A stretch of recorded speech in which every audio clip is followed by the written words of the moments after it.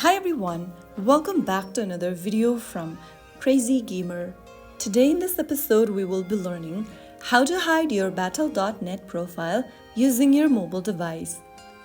If you want more privacy while playing games on Battle.net, then this video is perfect for you. First of all, launch open the Battle.net application and then log into your account.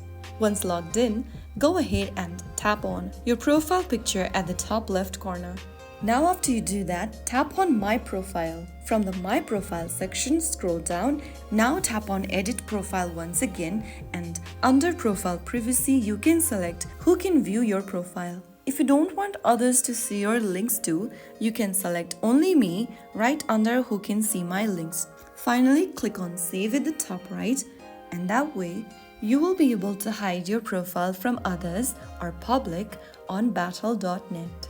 So that's how it's super easily done. If you found the video helpful, don't forget to like, share, and subscribe to the channel. I will be back again in the next episode. Thanks for watching.